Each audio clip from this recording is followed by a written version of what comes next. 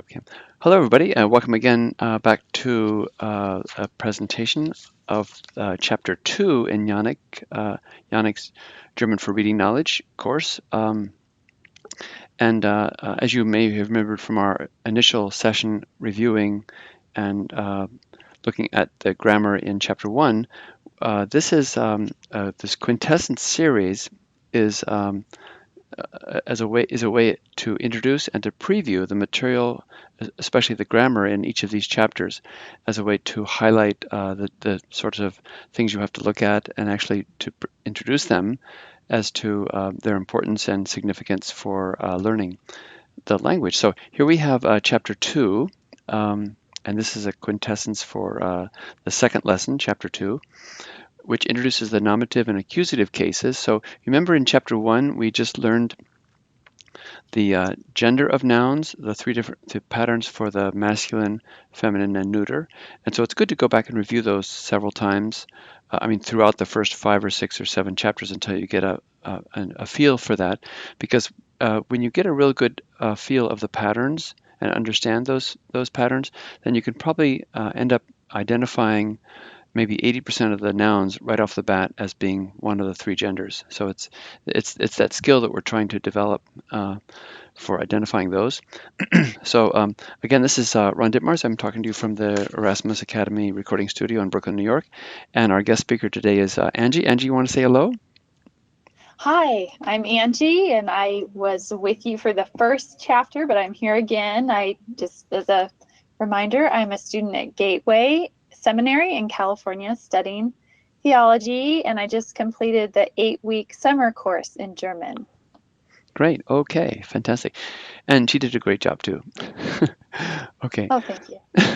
So here we are introducing the nominative and accusative. The nominative is the subject, and you have, as you learn the definite article, the real key, in fact, the whole foundation of the course, is the declension of the definite article from the nominative to the accusative to the genitive to the dative, or whatever order you follow.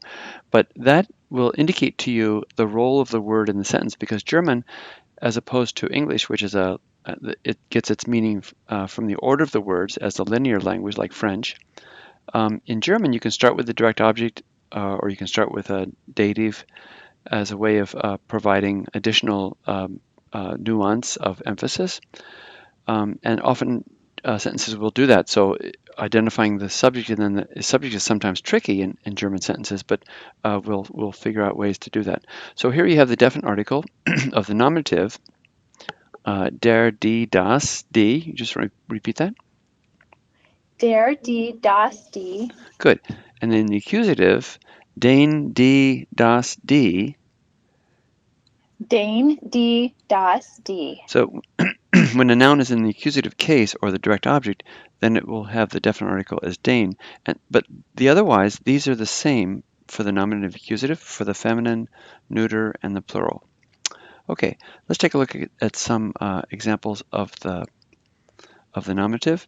Der Mann, just repeat some of these. Der Mann ist intelligent. Der Mann ist intelligent. And by the way, please repeat with Angie. So I'll sometimes read the sentence first, and then she'll repeat after me. And please read with her to get a feel of the sound and the words themselves and the pronunciation, which we also learned in the first lessons preview. Next one, die Frau arbeitet viel. Die Frau arbeitet viel. Das Kind singt und tanzt. Das Kind singt und tanzt. By the way, how many words here are similar to English? Tanz means dancing. So dance comes from tanzen. Singen comes from singt. In fact, the 3 principal parts of sing in English, sing, sang, sung, is almost 100% parallel to the German, which is singen, sang, gesungen. Singen, sang, gesungen. So it's the exact same pattern. So obviously this word singen, to sing, comes 100% from this, and also imitates precisely the vowel patterns in the principal parts of the verb. And then kind is obviously, like kindergarten. Okay, so these are just examples of nominatives. So this is a masculine noun. That's why it's der. Why is this D here? It's feminine. And how about das? Why is it das? It's neuter. Because the Kind is, das Kind is neuter. Yeah. Okay. Great. All right. So here we have some examples of two nominatives. Just read some of these. Der Mann ist der Reporter. Everybody. Der Mann ist der Reporter. Die Frau wird die erste Präsidentin. Die Frau wird die erste Präsidentin. So the verb of as ist, which we learned in the first chapter, does not take a direct object. It just really connects two nominatives. So you could say the man is the reporter. You could just as well say the reporter is the man. You could just think of ist as an equation mark between two nominatives. Wird, which means becomes, works in the same way. It doesn't take a direct object. So these are both nominatives. And we call this a predicate nominative, but you could reverse it. You could say der Reporter ist der Mann, in which this becomes a predicate nominative. The point is it's the same case. Also with heißt, der Präsident heißt takes the nominative. It can't take a direct object. So here der Vater is the nominative und der Präsident. And what does this ending in mean, Angie? That it's feminine. Good, 100% feminine. And then here the children are the future, die Zukunft. Okay, so those are all nominatives. So you see the definite article there. Let's see. In the accusative case, which is the fancy word for the direct object in English, there's a change of the definite article with some nouns. So you have here, and we always sort of box the subject. But just to get the point across that this verb takes a direct object, so it's die Geschichte. Now the nominative for this word, for history, is also die Geschichte, but remember the definite article doesn't change as it moves from the nominative to the accusative. So here's your subject, der Student, and you can see the translation. The book describes the situation, so here's your verb. And this can take a direct object just to describe something. Again, this is a ION, which is what sort of a gender? Oh, feminine. Oh, it's feminine. Now here, der Mauerfall, this happens to be a masculine noun, der Fall, the fall of the wall. And here's your verb here, beschreibt. Sorry. Now in this case, the book describes, again, it transfers its action because it's a transitive verb, as opposed to ist or wird or heißt, as we saw before. So why does this definite article change, Angie? Because it's a masculine direct object. Exactly. Yeah, it's masculine. Okay. What about this one here? Now, this shows you how German can switch the definite article. I'm sorry, the direct object to the first word in the sentence. Let's just read this. Der Mauerfall versteht der Student. Everybody? Den Mauerfall versteht der Student. Did I say der in this? When I should have said. I think so. I do. Gosh, I made this. Hold on a second. Sorry, my mistake. You said it correctly. Den Mauerfall versteht der Student. Everybody? Den Mauerfall versteht der Student. Okay, so up to the comma, where's the verb? Versteht. Versteht. There's the verb, third person singular. Where's the subject? Der Student. Good. Der Student. It's right there. Now, in this case, the author just for some reason wants to emphasize the fall of the wall, so he or she puts it first in the sentence. So in this case, you'd have to draw the arrow from the verb to its direct object, which comes the first in the sentence. So when you see like a Dane, it's pronounced Dane in this case, in this way, and we circle the direct objects typically, then you know that this is the direct object, and don't confuse this don't think it's the subject, although our English ear wants to think of the first word in the sentence as being the subject. Okay, that's important to note. So good job. And please excuse me for my mispronunciation, or not reading the definite article there first correctly. Okay, here's another word. Der Lehrer erklärt die Situation. This is a feminine noun, so it's die. Die Mauer, this is the also feminine noun, and then here den Mauerfall. So this is accusative, so that's why it's den. Then they have different also different expressions of that. Wen is whom does the student know? Again, here's the direct object first. Wen. So obviously we're not touching on everything in the chapter. We'll do that in the lesson in the live instruction, but this is just like a preview.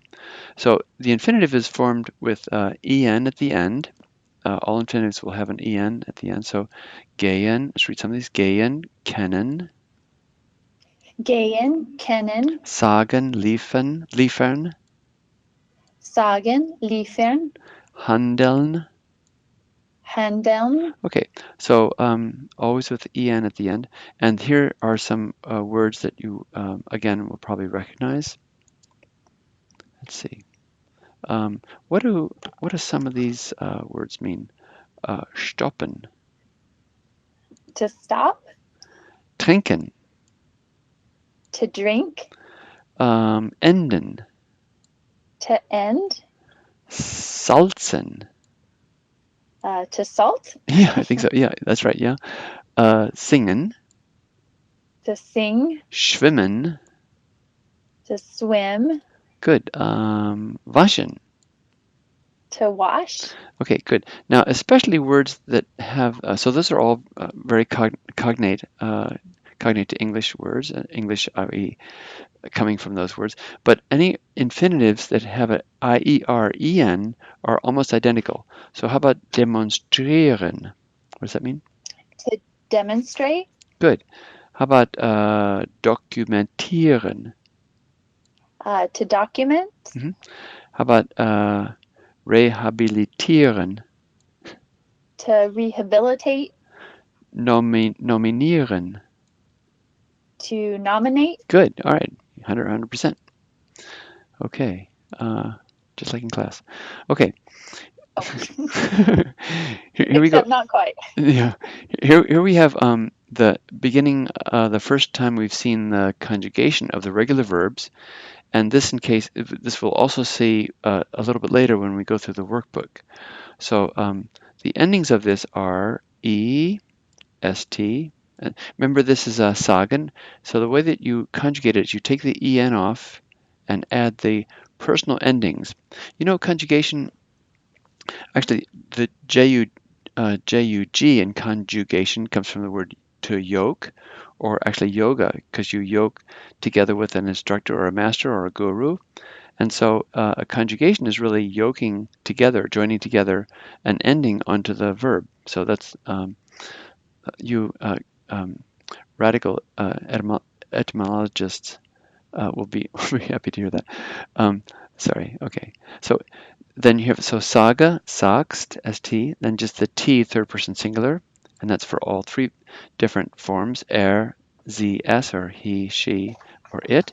Wir with en, and then you all, second person plural, informal, with just t, sagt, just like the third person singular, and then sie sagen, they say, en. Okay. In the infinitive, in the word antworten, this happens to have an ending with a consonant before the en, so the infinitive is antworten, you see there, but it ends with a t, which creates a little bit difficulty because you can't really add a st onto a t. So the only difference in this conjugation of verbs of this kind is you'd add an est on the second person singular, an et instead of just the t on the third person singular.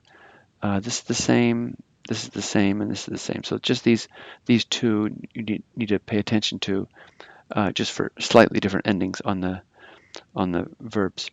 Okay, so this would be we say, you all say, they say. You with a capital S is actually you formal, can be singular or plural. What about do? What is the difference between do and z again, Angie? The do is informal, so And used with friends or okay, children. great. And z is the capital S? Is formal. With The who? formal way of saying you. With not acquaintances or people in positions over you, I guess. Yeah, someone you're not familiar with, even your own age, or someone you haven't met before, you always start the conversation with Sie. At some point, when you get to become friends with them, and it's a sort of awkward point, actually, you say, in German, it's kann ich dich duzen? Can I speak in the du form to you at some point? And it's a bit of a, at some point it takes a little bit of, well, no, not courage, but you just have to ask that at some point, and then the person says, "Oh no, not all. You have to speak me formal," or they would say, "Oh, naturally, let's talk in the do form." So it's a little bit of, but it's a major distinction in German, and also you have it in the French language, that you have a difference between speaking in the informal or personal way, and then the formal way also. Okay, so let's see. All right, I want to look now also at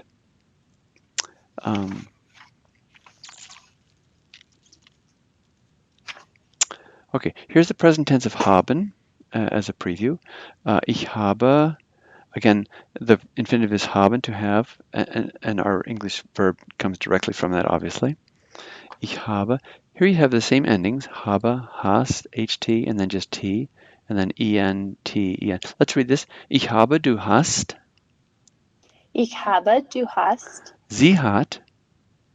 Sie hat. When I do third person singular, it's just easy to pick one or the other, not to read all three. Wir haben. Wir haben. Ihr habt. Ihr habt. Sie haben. Sie haben. Oddly enough, the Sie formal, to speak in a formal way, takes the form of the third person plural, so it has the same verb here. Let's see. Let's just read this sentence. Hast du eine große Familie, Johannes? Hast du eine große Familie, Johannes? Ja, ich habe 7 Geschwister. Ja, ich habe 7 Geschwister. Yeah, these are siblings. You want to just translate? Well, it's translated below there. But you want to translate it anyway? Do you have a large family, Johannes? Yes, I have 7 siblings. Sometimes the Bach family has 8 children. Okay, great. We're going to read a little bit from the Bach family too, which will be fun. Remember, sometimes when we get back together again, I try to see if everybody's there, and we read a sentence in English sometimes together instead of German.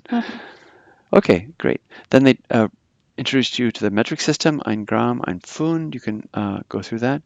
But interesting is when you talk about plural, like 1 meter, 3 meter, you don't have a plural form for the word meter or kilometer. It's ein Kilometer oder 3 oder 4 Kilometer.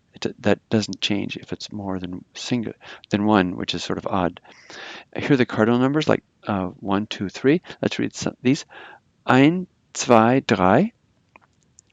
1, 2, 3. 4, 5, 6. 4, 5, 6. 7, 8, 9.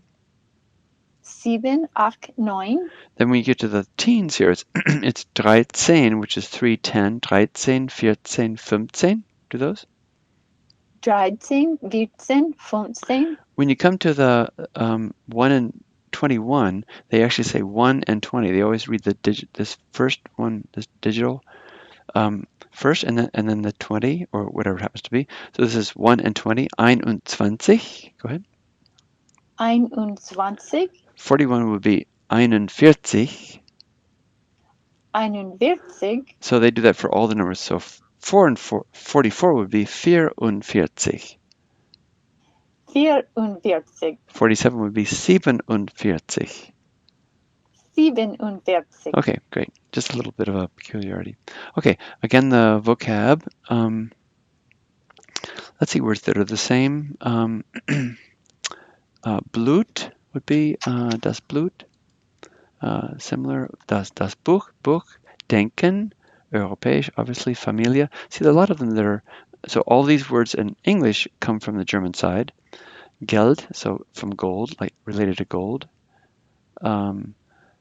Jetzt kalt. Licht, very close to light. To make, machen, der Mann. Monat. So it's good to go through and point out the ones that are similar, so those you could sort of know automatically. Nein, no, similar. Öffnen, to open. Pflanze, die Pflanze. How do I know that this is feminine? The ending in the E, Yeah, it's a and it two-syllable. tells us it's feminine. It also tells us, yeah, it also tells us it's feminine. So always say die Pflanze and der Monat, der Mann, der Mensch. Okay, let's see. All right, going down. Sorry. So also other similar ones are like die Woche, the week, and die Welt, world, die Welt, world. Okay. All right. So let's see. We're going to do a couple of sentences here, just for 4 and 5. You want to read this? Let's read this first. Deutschland hat viele gute Universitäten. Everybody? Deutschland hat viele gute Universitäten. And then so here, ZB means zum Beispiel, for example. Ich denke zum Beispiel an die Freie Universität Berlin. Ich denke zum Beispiel an die Freie Universität. Freie Universität Berlin. Berlin. Oder an die Technische Hochschule Oder an die Technische Hochschule in Darmstadt. in Darmstadt. You want to translate that one? So Germany has many good universities. Mhm. I think, for example, in the Free University of Berlin or in the technology school That's right. in Darmstadt. Yeah, and you can say I think, or I consider. I think, for example, about. You can say about about the Free University in Berlin. There's a Humboldt University which used to be on the eastern side, East Germany, and then the Freie Universität, which is on the west. And now they're, of course, the wall is down, and they're both accessible. Good. And there are a lot of sentences in this 5th edition about current day politics, which are quite interesting, as you'll see. Let's do, let's see, 4 and 5. Oh, this is kind of interesting, just for pronunciation practice. Number 5. Einige Studenten studieren Deutsch. Go ahead. Everybody. Einige Studenten studieren Deutsch. Hannah studiert Spanish. Hannah studiert Spanish. Notice the SP, remember the SCHP, Spanish. Und sie lernt sehr schnell. Und sie lernt sehr schnell. Was studiert ihr? Was studiert ihr? So what is this formal or informal? Informal. Good. Second person plural, ihr. You all. What do you all, i.e. friends that you have? Studiert ihr Englisch, Spanish oder Deutsch? Studiert ihr English, Spanish oder Deutsch? You want to translate that? Some students study German. Hannah studies Spanish, and she learns very quickly. What do you all study? I study English, Spanish. Oh, do you study English, Spanish, or German? Great. You did this nicely by saying you all, because that's one way to identify the second person plural, you all who are friends of mine.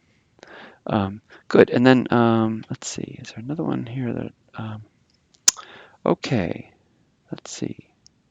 All right, we're going to take a quick look at this nice little passage of in the second chapter. You get a chance to read something about Johann Sebastian Bach, and Bach, by the way, means a little a creek or a small a brook or a creek, actually.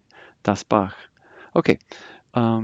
Let's see. And this, we're just doing this so we can identify words that are similar in English and as in German. Let's see here. Okay, so the title is Johann Sebastian Bach, His Music and His Family. So let's read a little bit of just to get a sense of this. Johann, and again, this is all for pronunciation's sake and for identifying words that are similar to English, not for reading and translating because we're not there yet. Johann Sebastian Bach ist besonders bekannt, everybody, Johann Sebastian Bach ist besonders bekannt für seine Fugen und Kantaten. für seine Fugen und Kantaten. So we've had ist already, which means is, and this means especially known, and für, very close to for his what? For his fugues and cantatas. So these are very similar words. Um, let's see. Then the musician, the composer, was born in 1685 in Eisenach in Thüringen. And then going on, sein Vater Ambrosius Bach, everybody, Sein Vater Ambrosius Bach war Hofmusiker. war Hofmusiker. Ambrosius Bach und seine Frau Elisabeth Ambrosius Bach und seine Frau Elisabeth hatten eine große Familie. hatten eine große Familie. Johann war das 8. Kind. Johann war das 8. Kind. So his father, Ambrosius Bach, he obviously had a very delicious and divine diet. What was, and Hof means court, so this means was a court musician. Court musician. Yeah. Ambrosius Bach and his Frau. Remember, I said Elisabeth, so the final th is pronounced like a t instead of a th sound in English. Had, and the pluperfect had a large family, and this last sentence means Johann was the 8th child. exactly, yeah, das achte. This one little sentence here is sort of interesting. I'll just read the first to give you context. Bach's childhood was hard in 1695. His mother dies, historical present tense. 6 months later, also his father dies. Johann Sebastian lives with his brother Christian. Christian plays the organ in a church. And then this is a sentence interesting. Let's read this together. Johann Sebastian besucht 5 Jahre, everybody, Johann Sebastian besucht 5 Jahre die Lateinschule und lernt alte Sprachen, die Lateinschule und lernt alte Sprachen, Logik, Mathematik, Rhetorik, Logik, Theologie, Mathematik, Rhetorik, Theologie und Musik. Theologie und Musik. I hope you enjoyed like this. Maybe this would be a good curriculum for some of us. So you want to translate this? And besucht in this case means to attend. It really means to visit, but he attends for 5 years. You want to do that sentence? Sure. So Johann Sebastian attended for 5 years the Latin school and learned Old Language, logic, mathematics, rhetoric, theology, and music. Great. Learns old languages. And then, so that's a pretty interesting curriculum. Logic, mathematics, languages. Old languages means he probably learns the ancient languages of Greek and Latin, which probably was part of the curriculum. And then rhetoric, theology, and music. That would be pretty nice. Okay, great. So let's go to right now. That's the end of that presentation of that chapter. So we're going to take a look now at the easy key words that are assigned for this chapter. And let me just change these a little bit here. Okay, can you see this on the screen pretty well, Angie? Yes.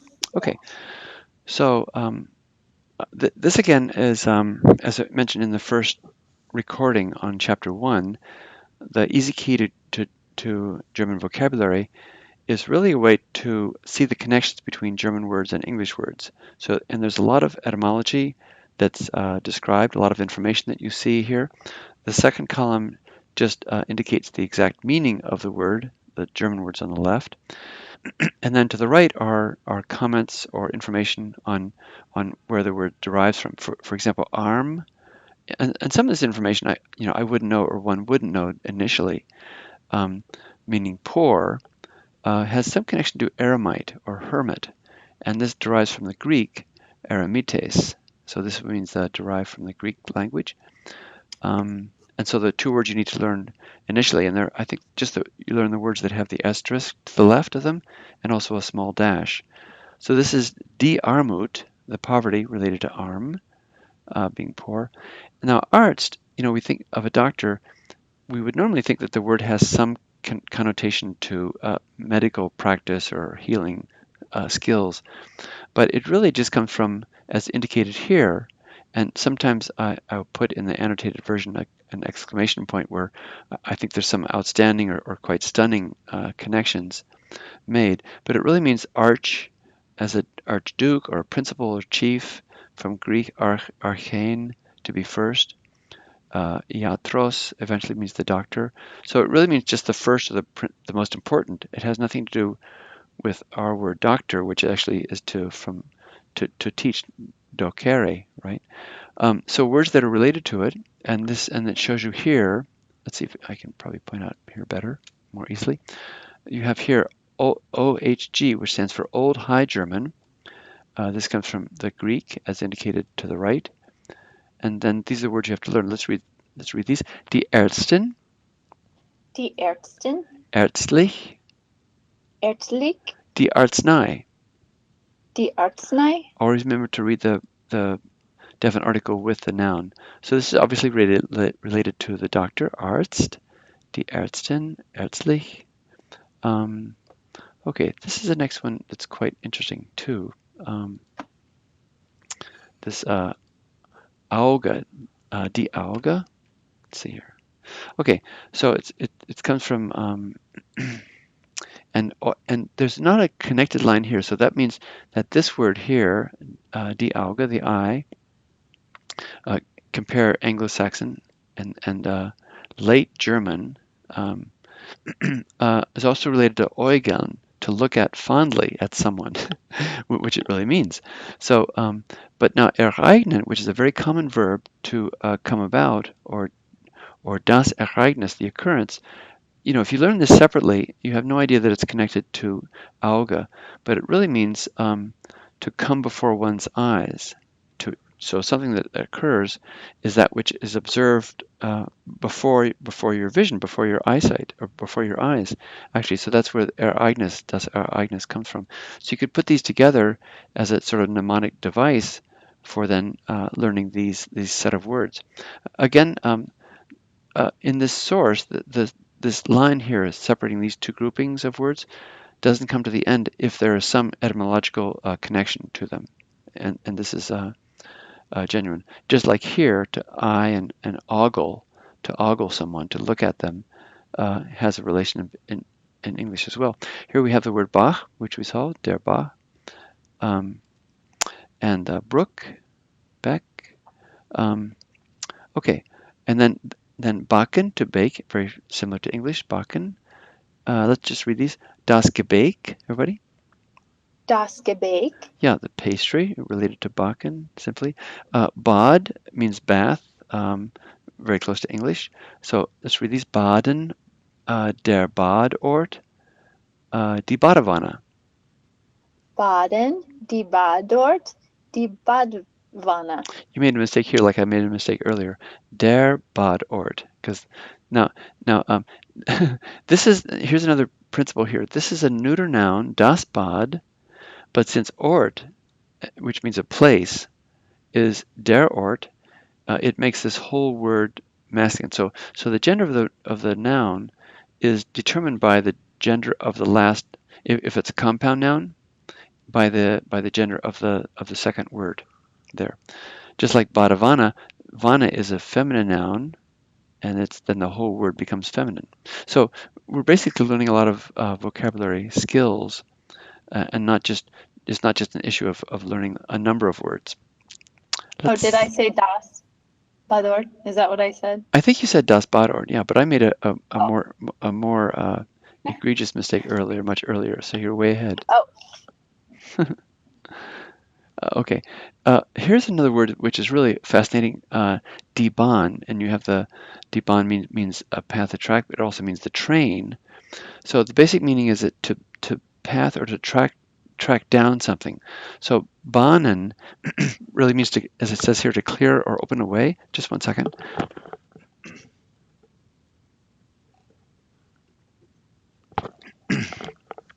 So if you're if you're making a way through a forest or a woods and you have a stick or something, you're making a way to walk forward. So that's what it primarily and originally means to make a way, and it has it derives from ancient from Anglo-Saxon and also from the Indo-European root.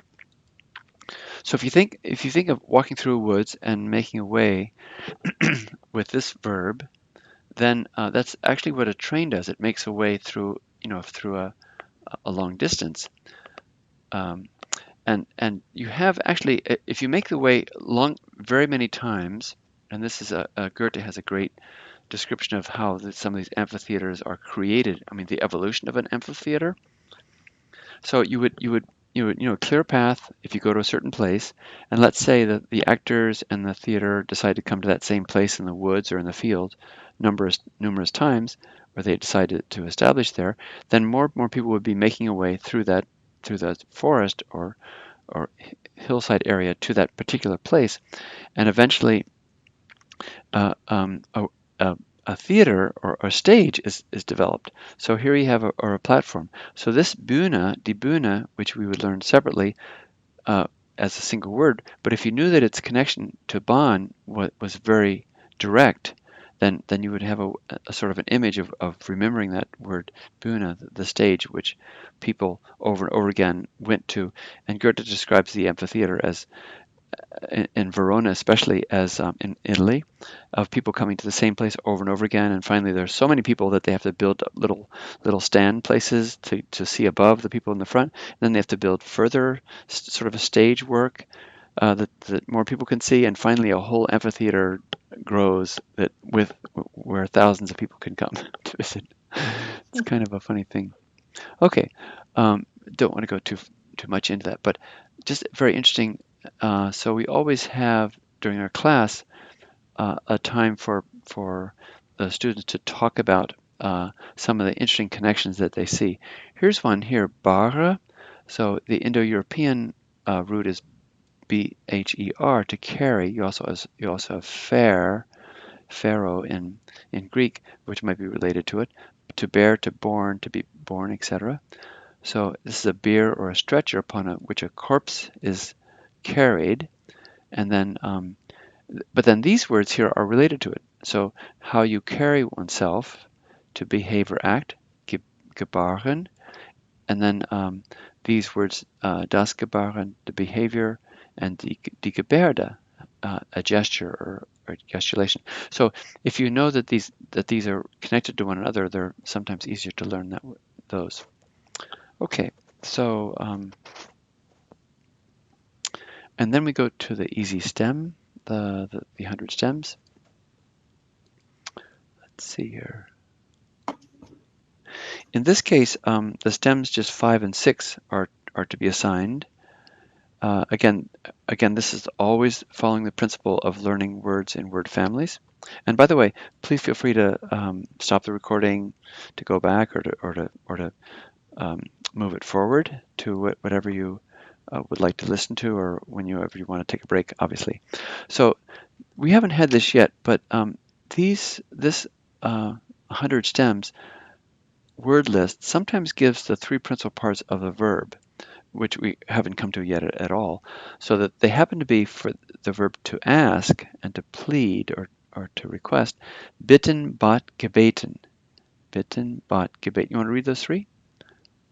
Bitten, bat, gebeten. Okay, the idea of this is that sometimes this means to request. This means he or she requested, the past tense, and this is the past participle, having requested. But sometimes you have vocabulary that comes from one or the other of these principal parts of a verb, and there are only 3 principal parts in German. So beten actually comes from this 3rd principal part, doesn't it, Angie? Yes. So, and that verb means to pray. So anbeten, related to a door, and das Gebet is a prayer. So it all comes from this having asked or having requested, those three words, and that's good sort of information to know. Then going on to the next page, because just 5 and 6 are to be learned for the second chapter. You have bitte, the request, and this group here. I'm sorry for all the markings here, but this group here is also related to that verb before, gebieten, to command, and then das Gebot, the commandment, die Botschaft. Why is this a feminine noun, die Botschaft, Angie? The shaft ending. Is always feminine, exactly. And then das Gebiet, the area. So this is all related, and verbieten, to prohibit. Again, the ver having the, instead of to offer, bieten, ver creates the opposite effect, to prohibit, to forbid. And then the same thing here, although we haven't learned the principal parts of verbs, you have the three principal parts of the verb to bind, binden, very much like English. And it's just up to 6 and 7 that is assigned for this second chapter. So again, you're learning words and word families. What did you do when you had a group of words like this? How would you learn them? Did you use index cards, or how would you group these words that are related to one another? Angie? Yes, I put them all on an index card when they were related, on a single card. Did you put the meaning on the one side, like to bind, and then all these words on the other side? Yeah, usually I put the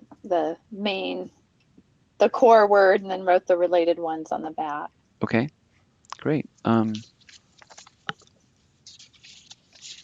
Let's see. So now this listing does not give the definite articles. In other words, it doesn't give the letter M, F, or N behind the word to show you its gender. So you actually have to find the gender. But this is a good practice.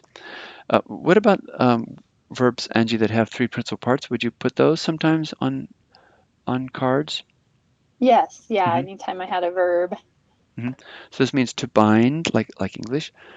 He or she bound, past tense, and then gebunden, having bound.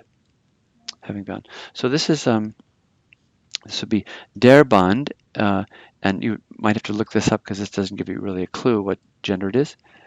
And it's der Bund, the covenant or league. But Volk is neuter, so it's das Bundesvolk. Let's read some of these. Der Band, everybody. Der Band. Der Bund. Der Bund. Das Bundesvolk. Das Bundesvolk. Then next one is down here. Die Gebundenheit. Die Gebundenheit. So height is actually the being or quality of whatever this word means. Die Bindung. Die Bindung. The tie or connection. And verbinden.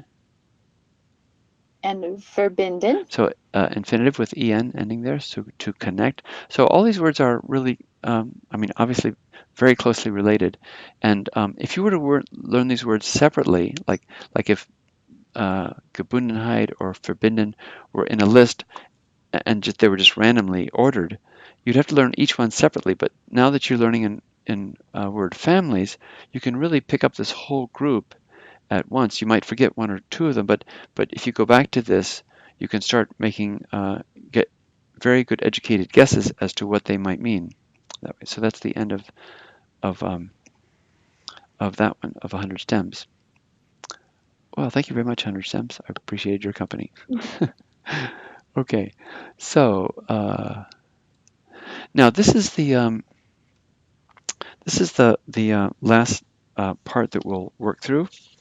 And we're introducing now, for the first time, although we saw some of the map earlier in this textbook, and this is a textbook that has been used by just generations of students, all of whom were coming to Germany to learn. So it's written in German. There's no single word of English in it, but its virtue is that it will review certain topics or certain grammatical issues or chapters that we cover in Jannach, but it will cover it in a different way. And you'll find that the exercises in this workbook are really helpful for increasing reading skills and also for writing skills. So it's really fun, and some of the stories are pretty charming. So we're just going to read a little bit here, and again, the purpose of this is identifying words that are similar in English to German. And let's see. Okay, this is a school setting, and these are supposedly middle school students, although they don't look like middle school students, do they? So it's entitled Die Schule. Let's read some of this. Richard Robertson. Mein Name ist Richard Robertson, everybody. Mein Name ist Richard Robertson. Ich komme aus England und lerne hier Deutsch. Ich komme aus England und lerne hier Deutsch. So you can probably recognize this means the name, and this is my. I'm just identifying some words that are so English, so looking like English. That's a sort of an expression. They're so English. Richard Robertson. I come, then from. This, we haven't had this from, although we have in that other word list, from England, and I am learning here German. Almost everything is almost directly from English. Let's read the second one.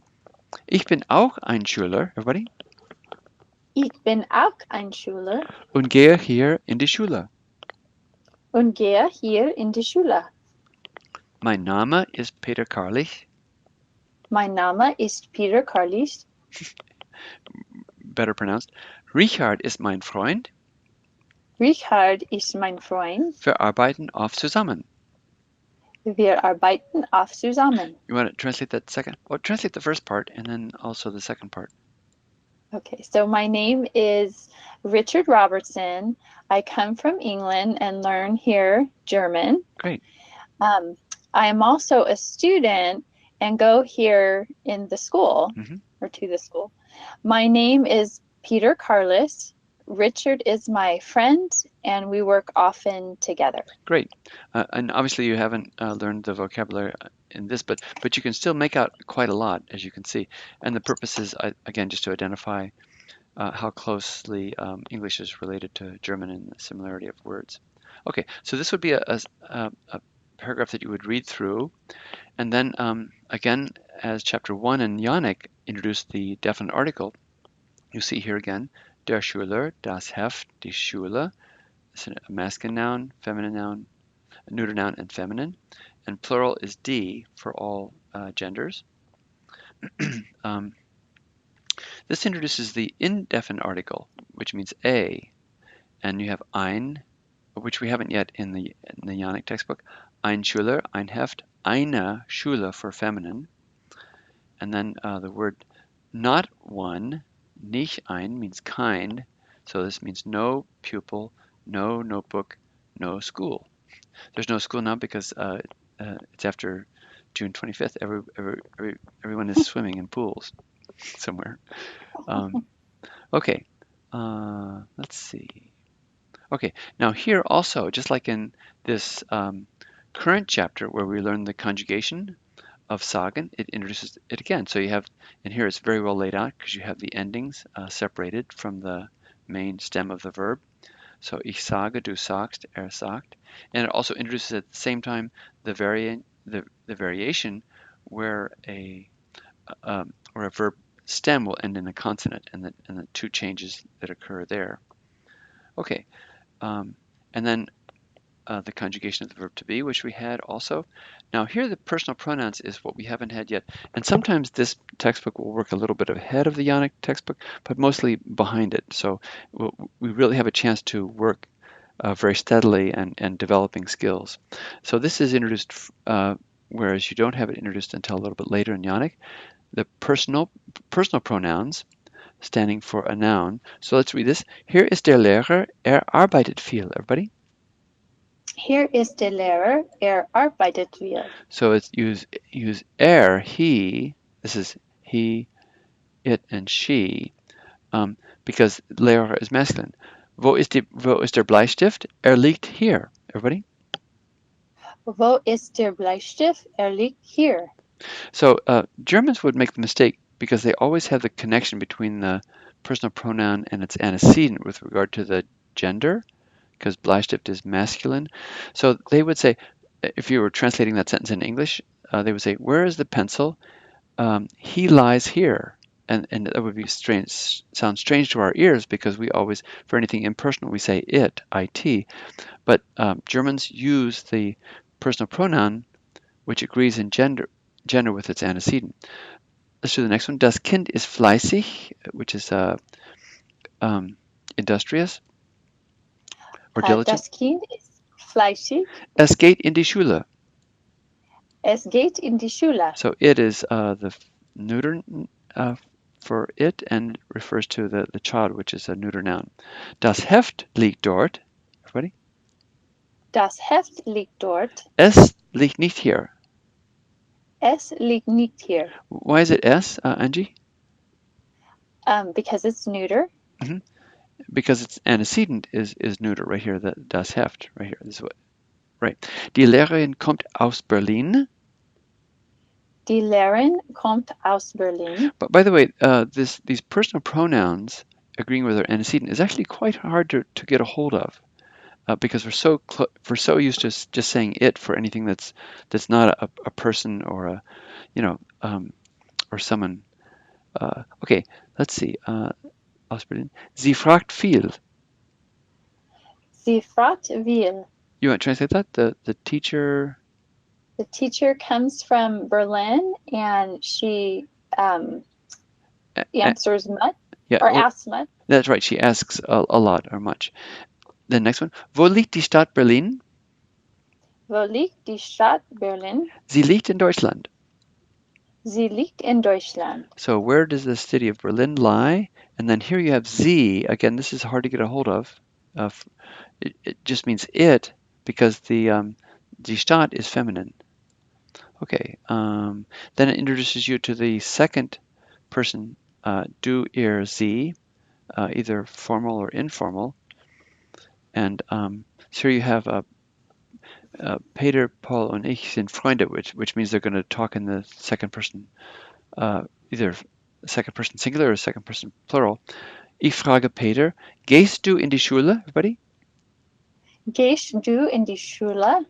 So is this formal or informal? Informal. Good, yeah. What would it be if it were formal? It would be sie. It would be sie, so it would be gehen Sie as a question. Gehen Sie in die Schule, or as opposed to gehst du? Remember, you have to have a confidential conversation with your friend, even your own age friend, even a student sometimes who are also students in a school. They might first talk in the Sie formal way, and then you have to say, hey, listen, we're friends, we're the same age, whatever. Can we use the impersonal? So it's a bit of a it requires some tact actually when you switch and transfer or transition from a formal to an informal way. So keep that in mind. That's a really important issue. And then here you have a plural. Ich frage Peter und Paul. Geht ihr in die Schule, everybody? Geht ihr in die Schule? So this is formal or informal? Informal. Second person plural. Yeah, exactly. Yeah. Der Lehrer fragt Peter Robertson. Now here this is going to be a formal. Gehen Sie in die Schule, everybody? Gehen Sie in die Schule? So this indicates that this is a formal relationship here, because it's the teacher asking Peter Robertson. Der Lehrer fragt Peter Robertson und Paul Carlis, gehen Sie in die Schule? The whole thing, should I read? Yeah, the whole thing. Der Lehrer. Der Lehrer fragt Peter Robertson und Paul Carlis, gehen Sie in die Schule? So the same form, Sie, these two sentences indicate that the Sie is both are you going singular as well as are you going plural, both in the formal manner of speaking. Then it introduces the adverb. Der Schüler ist fleißig. Der Schüler lernt fleißig. This is an adjective, what we call a predicate adjective. The child is industrious or diligent, hardworking. Let's see. And then as an adverb, which we haven't had before yet, the pupil learns diligently or in an industrious manner. Okay. And then these sometimes this is really a nice way for learning vocabulary in this textbook. They'll have, for example, Der Lehrer, die Lehrerin, the masculine, the male teacher, the female teacher, the male friend, the female friend with IN, and then fleißig faul, they give then some antonyms. So diligent, lazy, much, few, slowly, quickly, correct, false.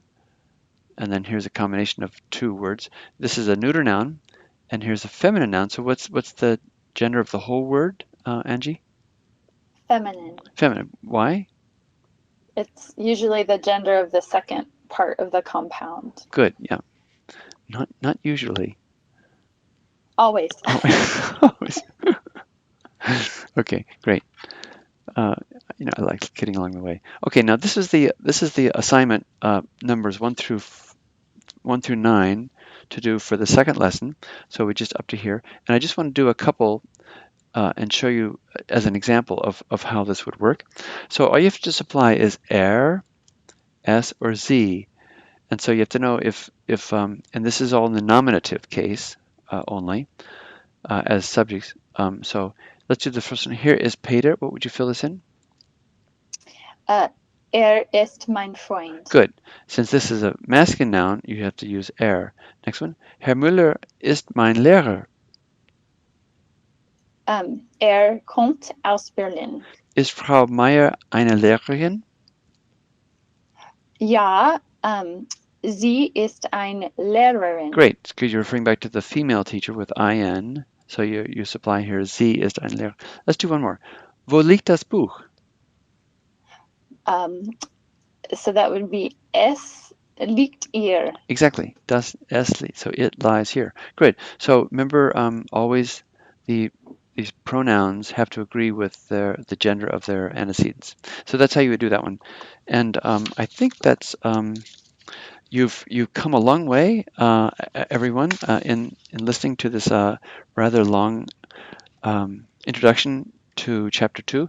But that's those are the components, and you see for each chapter there will be some working through the chapter of the Jannach textbook, and then some vocabulary study and some exercises from the workbook. Okay, so thanks so much for tuning in, and talk to you next time. Thanks a lot. Bye-bye. Oh, also, Angie, you want to say goodbye also? Oh, yes, goodbye. Thanks Nice so to much. join you. Okay, thanks so much. Take care, everyone. Bye-bye.